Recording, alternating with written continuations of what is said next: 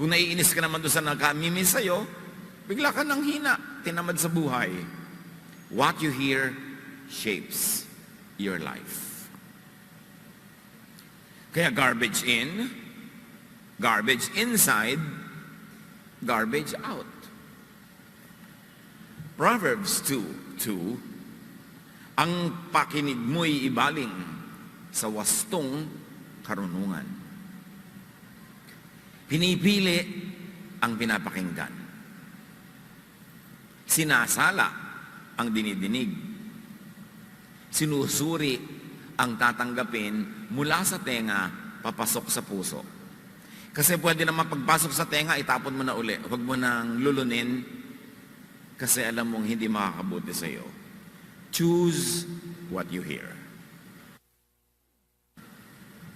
Piliin, suriin, salain ang nadidinig. Focus your ears on what is good for you. Only what is edifying. Kaya nga sinasabi sa New Testament, whatever is true, whatever is beautiful, whatever is worthwhile, whatever is praiseworthy, think about such things. Ang pagtuunan ng isip ay yung mga nakakapagpalakas ng loob, nakakapagpasaya, nakakapagpagaan, hindi yung nakakapagpalungkot, nakakatakot, nakakapagpahirap ng damdamin. Have ear guards. Maglagay ng mga takip sa tenga, mga pansala, para hindi lahat pumapasok. Kaya sinasabi nga natin, hear no evil. Huwag lagi makinig sa evil. What is evil? Evil is not only just what is bad, but what is bad for you. Filter out garbage, toxins, and irritants. So in so many ways, how do you operationalize that in daily life? Don't listen to gossips. Especially gossips about you. Marami mga tao laging masama ang loob kasi lagi nilang sinasagap yung mga balita tungkol sa kanila. Anong sabi tungkol sa akin? Anong sabi nila? Anong comment nila? Sasama lang ang loob mo, ba't mo pa hinahanap? At kuminsan, chismis tungkol sa mahal mo sa buhay, di sasama din ang loob mo. Ang daling-dali na magganyan ngayon dahil sa internet. Proverbs 16:28, a perverse person stirs up conflict, and a gossip separates close friends. So huwag ka rin makikinig sa mga chismis-chismis ng iba tungkol sa mga iba mong kaibigan, lalo't magkakalayo kayo ng kaibigan mo dahil dito sa nagchichismis na ito, hindi mo pa naman napapatunayan. At kahit mga kumisan, totoong may sinabi sa iyo yung kaibigan mo tungkol sa iyo, hindi ba ganda naman talaga tao? May sinasabi ko kumisan na negative tungkol sa isang tao, pero hindi naman galing sa puso, katilang ng dila, wala ka lang masabi. O totoo man sa emosyon mo nung oras na yon, pero mamaya hindi na rin dahil kaibigan mo na rin naman yon. Kung maririnig mo ang lahat ng sinasabi ng tao tungkol sa iyo, kahit na sarili mong ina, ng sarili mong ama, kapatid, asawa, anak, baka magbigti ka. Hindi lahat naman ang sinasabi ng tao dapat mong dibdibin. Kasi hindi naman lahat dinidibdib din nila eh. At kuminsan dinidibdib man nila, sa oras lang na yon, pero mamaya hindi na, tapos ikaw dinidibdib mo pa hanggang next year. Dala-dala mo ang bigat. Lalo kung ikaw ay nag-Facebook, nag-i-internet, ikaw ay pumupunta sa social media, mas maraming pumapansin sa iyo, mas marami ka ring negative pumapansin. May nagtatanong lagi, paano nyo po dinidilang bashers? Oh, well, bashers are fans. Negative fans, pero fans. So, hayaan mo sila, follower mo sila. Napapagod silang sumunod-sunod sa'yo para kapintasan, di tagahanga mo, negative lang nga. So bakit mo papakinggan ang sinasabi ng mga bashers tungkol sa'yo? Sasama loob mo. Kaya ang bilis-bilis na sumama ng loob ngayon dahil sa social media. Pag meron kayo nakikita isang politikong matagal ng politiko, artista, singer, known personality na matagal ng known personality, may nakikita kayo ng mga visible, audible persons, maraming nakakakilala, maraming sumusunod, may public life. Tiyakin nyo, kaya nagsusurvive yon kasi marunong yon mag-deal with bashers. Hindi niya pinapansin. Kasi pag kay kilala, may bashers ka talaga. In fact, malungkot ka kung wala kang bashers kasi hindi ka pala kilala. So, huwag yung didibdibin yung mga bashers, yung mga negative na sinasabi sa inyo. That's their point. They're entitled to it. But you may not be affected. Proverbs 20:19. Ang lihim ay nakakayag dahil sa mga chismis. Kaya huwag kang makisama sa taong makati ang dila. Huwag kang kwento ng kwento sa mga chismoso, kasi ikaw nang ichichismis doon later. Eh ngayon, yung chismoso, hindi na lang laging tao. Internet na nga yun eh. Social media na nga yun, ang bilis-bilis. Kaya kung sasali ka dyan, huwag mong dibdibin ang lahat ng nadidinig mo para hindi ka magiba. Don't listen to ranters, to complainers, to naggers. Kasi parang anay ang naging nginangat-ngat ka. Mamaya, nasaktan ka na, nasugatan ka na, naubos ka na. Kaya sabi nga ng kasulatan, it's better to stay in the desert than to be in the house with a nagging wife or a nagging husband. Kasi lagi ka na lamang maiirita. Numbers 11:1, nagreklamo ang mga Israelita dahil dito nagalit si Yahweh at pinaulanan ng apoy ang isang bahagi ng kanilang kampo. Nakita nyo, pati ang Diyos naiinis sa mga reklamador. Kaya huwag kayo lagi nakikinig sa mga reklamo. Kung minsan sa office, may office mate kayo na walang ginawa kundi magreklamo, iwasan nyo na pag coffee break. Ngayon, kung kayo na iniiwasan, alam nyo, ay ako siguro yung reklamador. Huwag kayong laging nag-entertain ng mga taong may reklamo, may sumbong, may galit. Dahil yung mga negative ng loob ng puso nila, ililipat nila sa puso ninyo eh. Di nasisira ang araw nyo, samantalang hindi naman kayo yung may gawa nun. At paano kayo mga mareklamo, ipinaulanan ng apoy, tas katabi kayo, edi syempre, medyo masusunog-sunog din kayo noon. Tatamatamaan kayo ng konting talsik ng mga apoy. Iwasan yan. Proverbs 21:19, it's better out in the desert than at home with a nagging, complaining wife. Or reverse that, husband, mother, father, son, daughter. Sino man ang laging mareklamo, hindi masarap kasama.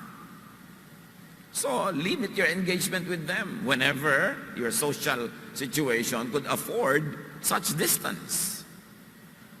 Para hindi kayo laging naapektuhan. And don't always listen to habitual liars. Mga sinungaling. Pag may kaibigan kayo, kakilala, na nakikita niyong nagsisinungaling sa iba, hindi inililihim sa inyong nagsisinungaling sila, gusto niyo ba silang laging kasama?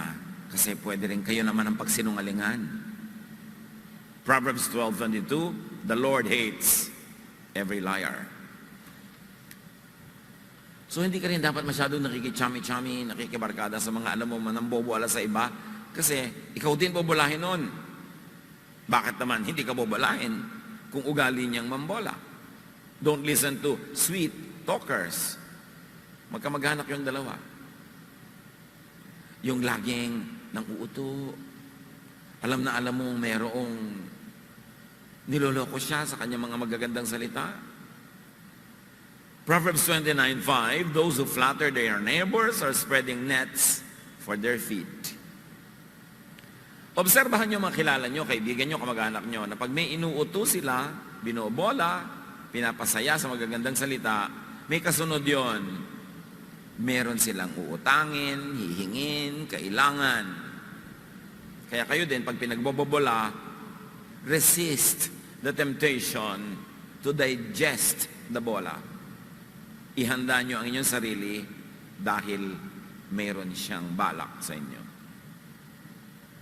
Sabi ni Balagtas, kapag ang isalubong sa iyong pagdating ay masayang mukha at may pakitang giliw, lalo mong ikahanda ang iyong gagamitin pagkat iya'y kaaway na lihim. Pag sobrang laging masaya, laging may sinasabi, ang ganda ng buhok mo, ang ganda ng damit mo, pero alam na alam mo namang mamangit-mangit yung buhok mo. Yung naku, ang talino ng anak mo, ang ganda ng bahay mo, wala nang ako di purihin ka, mangungutang yun. O may hihingin, o may kailangan sa'yo. O may ikinukubling panlilin lang na ang pangtago niya, bola. Proverbs 26:28, a flattering mouth works ruin. Huwag kayong magbukas ng tainga sa mga bolero at bolera. Wala kayong mapapala. And don't listen to malicious talk. Yung mga kasama nyo, kaibigan nyo, kausap nyo, laging may sinasabing mali tungkol sa kapwa, masama, nakakasira ang puri, mga nakakapagpababa ng pagkatao ng mga pinag-uusapan. Huwag kayong nagpapapakinig sa mga ganyan. Maapektuhan kayo at maiiba ang korte na inyong utak. Mamaya kayo rin, ganun na. Ephesians 4:31, get rid of all slander along with every form of malice. Alam niyo yung mga malisyoso, kayang-kaya nilang papangitin ang maganda, kayang-kaya nilang pagandahin ang pangit, kasi malisyoso nga sila. Sometimes you see that in major newspapers. Maganda na dapat yung news, ang pangit pa ng paglalagay nila ng words. Kasi sa mga tamad na magbabasa ng detail ng news, ang matatandaan lang nila yung headline, iniisip nila, pangit pa rin. Isa lamang na headline Nakalagay ba naman, the Philippines may lose perks with the European Union. Mawawala daw yung ating mga trade benefits with the European Union. Yung pala, pag binasa mo yung news, kasi umasenso na ang Pilipinas, hindi na tayo ikinoconsider na pobre, so hindi na tayo isasama sa mga binibigyan lang limos. O, may palakpak ba? Bakit? O sige, lakasan nyo para madinig mabuti. Hindi na tayo ikinoconsider ng European Union na pobre, kaya tinatanggal tayo sa mga bibigyan ng privileges. Pero ang malisyosong dyaryo, sabi, Philippines may lose perks with the European Union. Parang pisisimong gobyerno, ayan, walang tuloy tayo ng perks. Alam na alam mong malisyoso. Ang pangit ng pagpapakita, ang ganda ng balita. So makikita nyo, kahit sa kapwa nyo, kahit sa tao, kahit sa sarili nating pamilya, may mga ganong pagdadala ng balita. Maganda naman pala yung news, pero ang pangit ng presentation. Nakaka-apekto. Kaya dapat tayo nanunuri. And don't listen to vexing, disturbing, and stressful talk. Lagi na lang end of the world. Lagi na lang 666. Lagi na lamang na maiiba lang ang kulay ng buwan. Darating na ang Diyos, mawawasak na ang planeta. Magkakagiba-giba na ang lahat ng buhay. So, kahit sa simbahan ko minsan tuloy, napaka-negative ng nadidinig mo lagi. Walang pinag-uusapan kundi ang kasalanan ni ganito, ang karumihan ni ganon, ang parusa sa kanya. Negative. Well, we should hear negative things in proportion and in its correct context. We should protect ourselves from needless negation of even positive things. Yung nakakainis, nakakayamot, nakakapagod, dapat huwag niya nang pakinggan. May mga pamilya na ang laging topic nila, yung kinakabwisitan nilang hipag, pero yun ang laging topic. Yung mga nakakainis sa kapitbahay, yung mga nakakastress sa mga kakilala, kaibigan, yun ang topic. Ginagawa nyo silang star. You are fans. Negative fans, but fans. Gusto nyo ba yun? Ephesians 4:29, stop all your dirty talk. Say the right thing at the right time and help others by what you say. Nakakatulong ba yung sinasabi mo? Hindi. Kasi mga kapatid, tayo nilikha sa wangis ng Diyos. Hindi man tayo kabaitan, may likas pa rin tayong bait. Kaya pag may nadidinig kang masama at pangit tungkol sa kapwa, may bahagi rin ng puso mong nasasaktan. Kahit hindi mo laging nararamdaman yon. At pag ikay nagsasalita ng pangit sa iyong kapwa, naninira ka, kahit gusto mo yung resultang nasira siya, may pagkatao ka pa rin na bahagi ng Diyos na nagdaramdam pag nakakasira ka ng kapwa. At pag hindi ka nakikinig doon sa munting tinig na yon, na nagdaramdam dahil sa mga kabalbalang ginagawa mo, maiiba ang korte ng iyong utak. Pasama ka ng pasama. Hanggang mamaya, di mo na dinaramdam kasi namanhid na ang iyong budhi. Kahit kagalit sa isang tao, pag ginawan mo siya ng masama, dinaramdam mo rin. Kasi tao ka na nilikha sa wangis ng Diyos. Kaya pag may sinasabi kang maganda, may tulong kang binibigay, may ginagawa kang tama, may bahagi rin sa iyo na galing sa Diyos na nagagalak, nagbubunyi, na-edify. Kasi you were created in God's image. Do not destroy that image of God in you by doing what negates the Spirit of God. Huwag niyong kontrahin yung likas na kabanalan na nakatanim sa bawat tao sa pamamagitan ng paggawa ng kabaligtaran ng kabanalan. Kasi hindi ka pwedeng manira at manakit ng kapwa na hindi ka muna unang nasasaktan. Na hindi ka muna unang nasisira. Lalo't kamag-anak mo, kaibigan mo, mahal mo sa buhay, o dati mong mahal sa buhay, ang sinisira mo, parang may ipis ka sa noo, binaril mo, patay ang ipis, pero butas ang bungo mo. Wala tayong pwedeng gawing negative na hindi rin natin ipagdaramdam. Because we're all parts of one another. Lahat tayo ilikha ng Diyos. So stop stressful talk. Lalo na yung mga nanggugulo sa mga religious issues. Tahimik na yung tao, maganda ang effect sa kanya ng kanyang pananalig, payapa ang kanyang buhay. Huwag niyo nang guluhin ng sari-sari mga religious issues. Sa Acts 15:24, nabalitaan namin ginugulo kayo ng ilang kasamahan naming galing dito kahit hindi naman namin sila inutusan. At binabagabag nila kayo sa pamamagitan ng kanilang itinuturo. So maraming katuroang nakakabagabag. Mga kapatid, lahat ng katuroan na sa Biblia. Gusto mong matakot? Meron. Gusto mong mag-guilty? Meron. Gusto mong mawala ng kapayapaan? Meron. Gusto mong maging malupit ka sa kapwa? Meron. Meron na makukuhang verse na magsusupport sa iyo. Pero gusto mong maging mabait? Meron din. Gusto mong maging mapagpatawad? Lalong meron. Gusto mong matahimik ang loob mo? Meron. So, ang nagpapagulo o nagpapatahimik sa loob mo ay kung saan ka nagtutuon ng pansin kung ano ang iyong dinidinig. At nakakalungkot na marami mga preachers and teachers na hindi ko alam kung ano ang mga nangyari sa buhay nila, kung ano ang mga kabiguan, kapighatian, kapaitan, na ang lahat ng lumalabas sa kanilang teaching, yung mapait, yung masakit, yung nakakapagpahirap, nakakapagod, na para bang gusto nilang gumanti sa mundo. Kaya kahit sa mga spiritual so-called or religious preaching, pipiliin mo pa rin ang papakinggan mo. Because everything is in the Bible. Gusto mo ng horror? Ang dami. Gusto mo ng paraiso? Ang dami. Gusto mo ng kapayapaan? Marami. Gusto mo ng kaguluhan? Marami.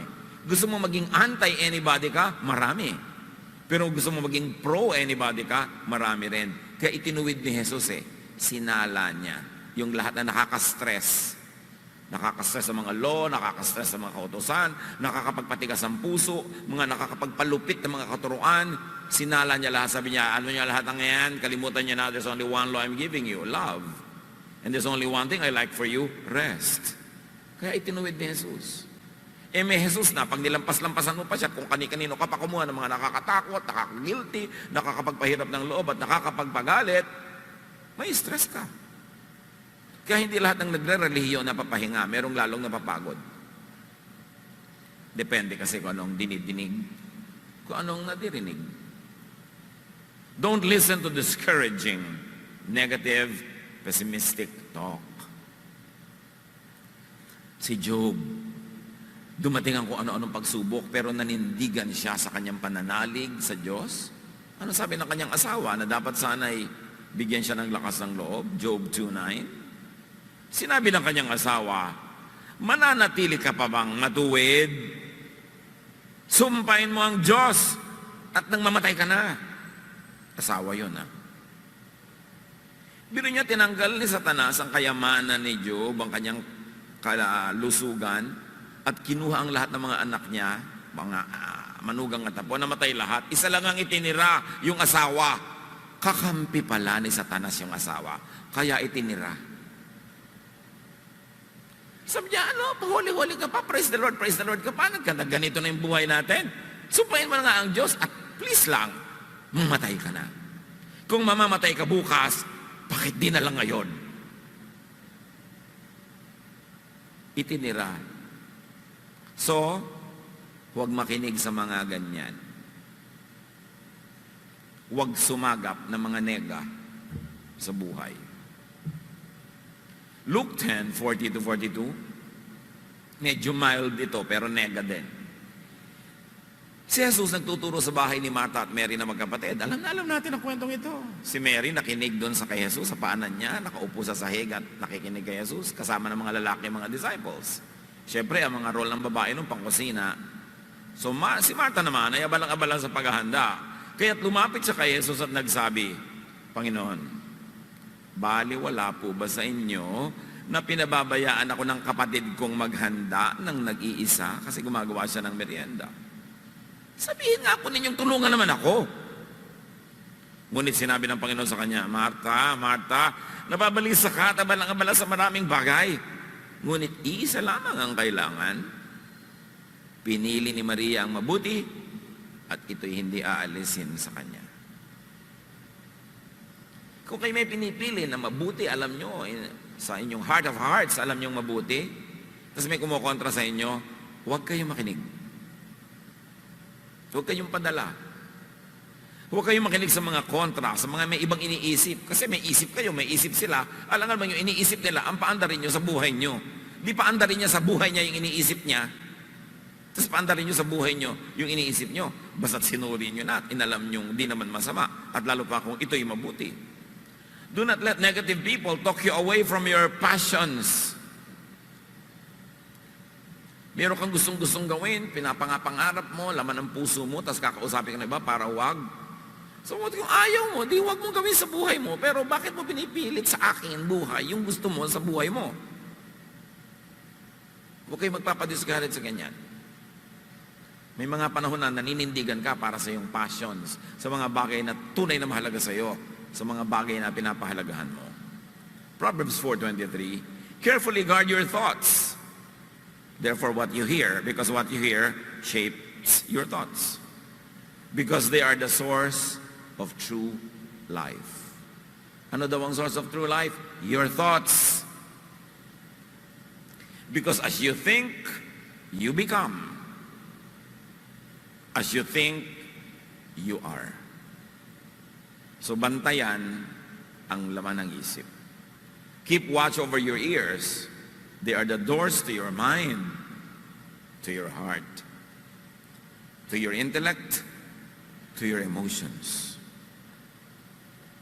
Ecclesiastes 7:21, ang ating opening verse. Don't listen to everything that everyone says, or you might hear your servants cursing you. May mga tao, at meron akong mga kilala talaga na nasubaybayan ko ang buhay nila ng ilang dekada na, laging tuwing pupunta sa iyo may sumbong, may hinaing, may lungkot, may kabiguan tungkol sa kapwa. Laging merong nakikitang mga mali. Laging may nakikitang mga dapat ipagdamdam.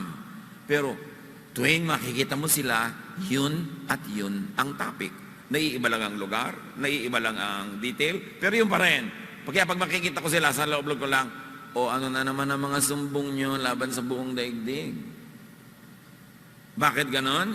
Kasi yun ang hinahanap nila. Do you know that sabi ni Jesus, seek and you will find? Hindi lang yun, seek blessing and you will find blessing. Seek chismis and you will find it. Seek sama ng loob and you will find it. Seek mga bashers and you will find them. Seek anything that will make you feel bad, and the world is amply provided with such things. Kung anong hinahanap mo, matatagpuan mo. Baligtarin mo yon. Kung anong natatagpuan mo, yun kasi ang hinahanap mo. Kaya kung gusto nyo sumama ang loob, lagi nyo sabihin pag may dumarating, anong sabi nila? Bakit mo gustong malaman ang sinasabi nila? Lalo't may kabakanan na negative, ba't mo pa alamin? Para sumama loob mo? O ano raw? Ano ang latest? Yung mga taong laging nagtatanong-tanong kung anong opinion ni ganon, anong sinabi ni ganon, naku, sasama ang loob niya lagi. At kung habit nyo yan, palitan. In fact, pag may humahangos, habol-habol pang hininga, alam mo, sabi niya, quiet. Kung hindi ako mapapasaya ng sasabihin mo, scram. Get lost. Manahimik ka. O supalpalan nyo ng bibing kang merienda para matahimik. Tuwing may darating, tuwing magte-text. May mga text ko minsan, alam mo yung pangalan, meron siyang message. Kung feeling mo, hindi naman makakaganda yung sasabihin, erase mo na agad, huwag ka nang basahin. Ba't mo pa babasahin? Yung mga iba, makigising lang ng alas 2 ng umaga para pumunta sa banyo, titingnan pa yung cellphone, may mga negative news, sumamapalob, dito lang magkakatulog. Problema mo yan. Nagkaharap ka ng samaan ng loob eh. Sa palagay nyo ba, makakakita kayo ng mas maraming negative o positive? Katitingin sa mga ganyan. Maraming negative. Sa palagay nyo ba, te-text lang kayo ng mga kamag-anak nyo lagi pag good ang news? No! Magte-text sa mga yan pag bad yung news. Sa palagay nyo ba, pag marami silang pera, te-text lang kayo? No! Pag walang pera, te-text lang kayo. Pag marami silang kasiyahan, te-text lang ba kayo? Bihira. Pero pag marami silang lungkot, te-text lang kayo. So ang dami-dami ngayong pinto, pumapasok sa tenga mo, para ka lumungkot, para ka mainis, para ka magalit. Kaya dapat ngayon, mas lalo tayong mapagbantay. A person's home is not her or his castle anymore. Dati pag meron kang castle, may tubig sa paligid yun, walang makalangoy palapit, nakasara pinto, walang makapasok, mataas ang pader, walang makaakyat, nakalak ang pinto, walang makapasok. Pero ngayon, yung cellphone mo, dala mo hanggang tabi ng unan. Andali kang pasukin ng bad news. Andali kang pasukin ng inis, ng negative, ng chismis. So bakit mo itatabi? Huwag laging alamin ang iniisip at pinag-uusapan ng mga tao. More chances are that you will feel bad. Lalo ko ikay accomplished.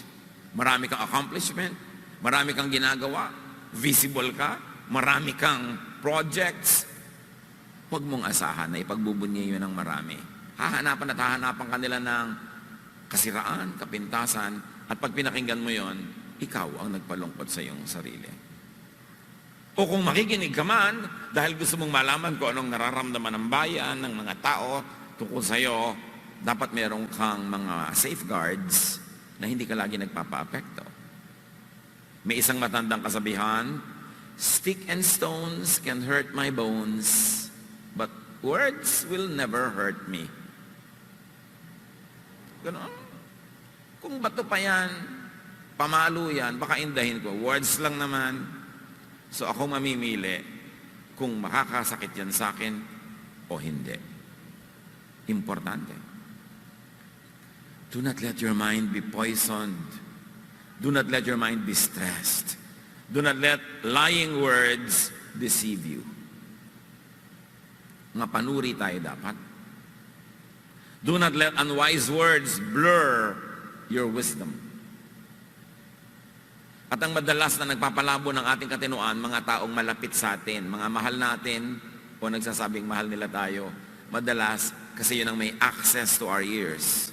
Sila din ang panggagalingan ng mga bagay na nakakapagpalabot, nakakapagpadilim ng katinuan. Bawat taong may access to your ears, you should treat as suspects. Because people who don't have access to your ears can never affect you. Do not let poisonous words destroy your relationships. Kung may tao, mga taong naging mahalaga sa iyo, mahalaga sila sa iyo, maganda samahan nyo, huwag nyo hayaan na may sisingit para sirain yon dahil sa kanilang mga salita. And do not let discouraging words weaken you. Kung meron kayo talagang maganda, gustong-gustong gawin sa buhay nyo, makinig kayo sa isa o dalawa lang na pwedeng magbigay ng negative opinion dahil lang talagang matalino sila at yun ang tingin nila. Pero huwag na kayo makinig sa maraming sisirain ng loob nyo dahil may iba lang silang pananaw, may iba silang gusto, may iba silang agenda. Huwag kayo makinig. Ang pakinggan nyo, sinasabi ng dibdib nyo, sinasabi ng salita ng Diyos at sinasabi ng matatalino, disinterested counselors. Minsan kasi yung mga iba, ang payo sa'yo, ang ending magbe-benefit sa kanila eh. Susuriin nyo yun. At lagi na makipagniig sa Diyos. Psalm 63:6, I think about you before I go to sleep, and my thoughts turn to you during the night. Ano tayo ngayon bago tayo matulog? Manonood ng video, manonood ng 24/7 ng mga palabas sa TV.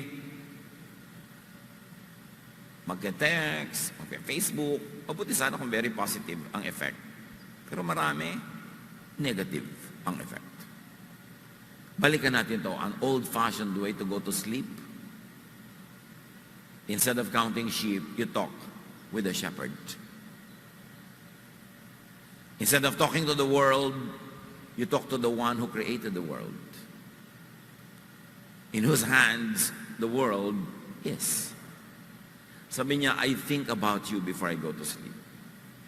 And my thoughts turn to you during the night.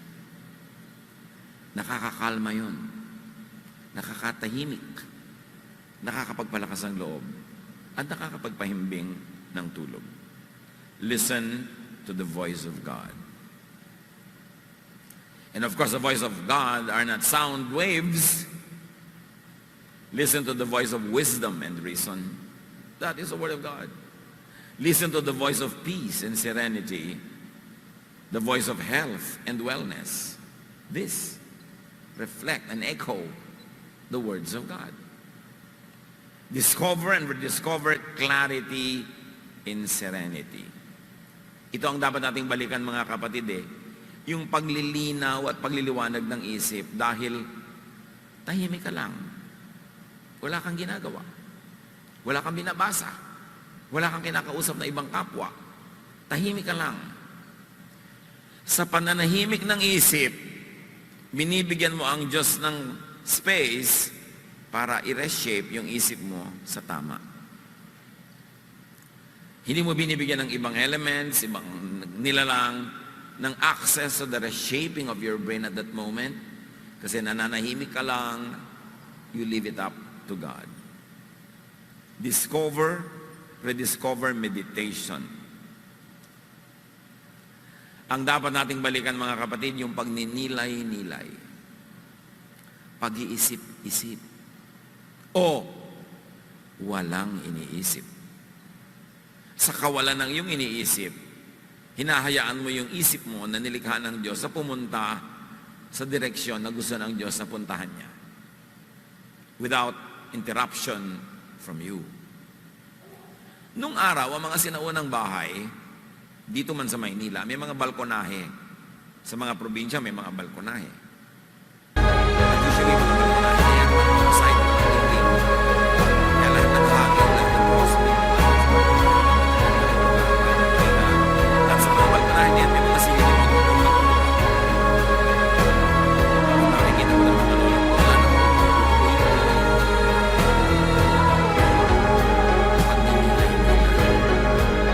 because this repetitious sa duyan, sa sinyon, sa rocking chair, it creates a certain vibration in the mind. It makes you transcendent and surrounded.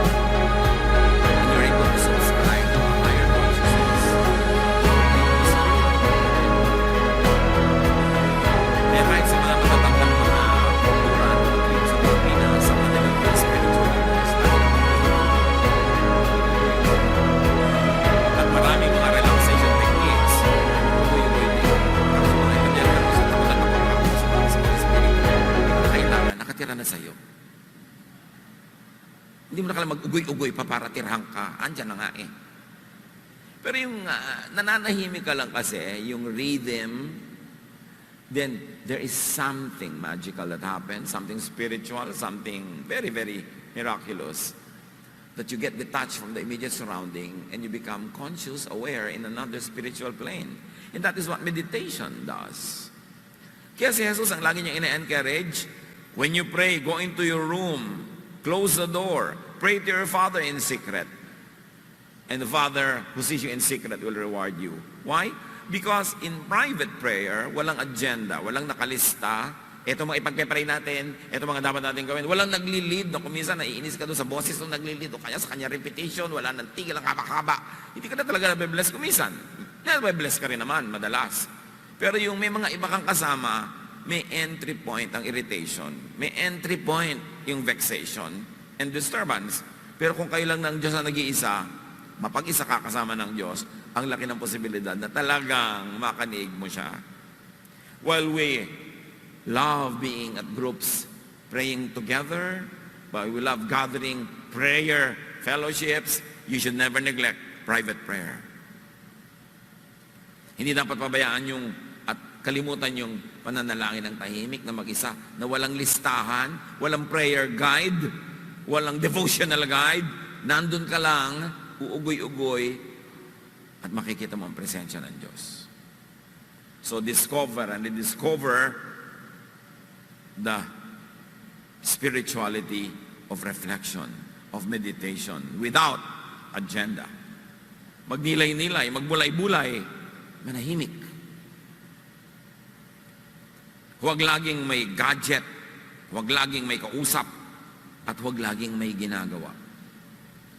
Nung araw, ang mga tao, pag nagbabiyahe, lalo hindi sila yung driver, kaya nakasakay sa kotse o nasa bus, lalo pupunta sa mga probinsya, yung bang kung saan-saan dumadating yung isip mo kasi nakatingin ka doon sa mga malayong mga palayan, mga nyugan, bundok-bundok, kung saan-saan ka dinadala ng diwa mo, nare-relax ka, nakakapag-reflect ka, nakakapag-meditate. Pero hindi ngayon eh. Pag may 40 taong laman ng bus, may 40 cellphone yun, nakasubsub sila lahat doon. Wala na ngayong quiet moment. Ang tao, kahit naglalakad, tumatawid ng kalye, nagtitext. Nung araw, pag pupunta ka sa mga opisina ng mga doktor, nakaupo ka doon, may mga babasahin, o nagpe-pray ka, lahat nagtitext. Naubusan na tayo ng private space in our minds dahil laging may laman. Wala na tuloy space yung meditation, quietness, reflection. This generation is very informed, but it is not wiser. We have all the information we want, but where is the wisdom to guide that information to make us better persons, to make us more quiet? In-improve daw ang communication, pwede ka makipag-text doon sa kaibigan mo na nasa banyo niya sa New Zealand, pero itong katabi mong nanay, kanina-kanina pa nandyan, di kayo nag-uusap. Ang laki-laki ng nanegate niyang technology. Ang matitinong tao, kinokontrol nila ang technology, hindi sila nagpapakontrol dyan. At huwag niyong aalisin sa buhay niyo yung blank time, blank space, na wala kayong iniisip, wala kayong ginagawa, wala kayong dinudot-dot-dot ng mga gadget, para magkaroon ka ng space na magbulay-bulay, magnilay-nilay, manahimik. At mga kabataan, kung kasama nyo ang inyong mga magulang, iligpit nyo mga cellphone nyo. Makipag-usap kayo, makipagkwentuhan, naghihintay sila na mabalitaan nyo ng mga nangyayari sa inyong buhay. Hindi yung kumakain na nga kayo nakasubsub pa rin kayo sa cellphone, kulang na lang, isubo sa inyo mga magulang nyo yan. Kung pwede lang ang gawin, isusubo sa inyo, papalulun sa inyo, pati cellphone mo, pati yung mga computer mo. Kasi dinaramdam ng mga magulang yung ganun eh. Yung mga anak nila katabi, hindi malang sila pansin, hindi sila kausapin. Tapos, mababa ng grades. Mabuti sana kung tumataas ang grade, kare-research. Kung ano-ano na pala nire-research. Maganda yung technology maganda idudulot yan kung under control. But don't let it control you. Psalm 46:10, our God says, come down and know that I am God. When will you know God? When will you know that God is God? When you calm down. When you are so quiet that you can hear your mind thinking. When your space, your mind is blank, like it is open for God's presence. The law of physics, the law of impenetrability says only one thing occupies one place at one time. Give God the space. It means that you've got to set some space free. Kailangan may space ang Diyos, may space ang mga magulang, may space ang elders, may space ang mga kaibigan, at hindi lahat puro gadget ang kumain ng space. Dear Lord, teach us how to apply this in daily life. How we can guard our ears. Paano namin maipagtatanggol ang aming puso at aming isipan sa pamamagitan ng pagbabantay kung ano aming maririnig, papayagang marinig, at ano ang aming tatanggihang dinggin. Give us wisdom, O God, to know what we will allow to enter our ears and how we will process such thoughts. Ipakita nyo sa amin, Panginoon, na kami ang mananagot.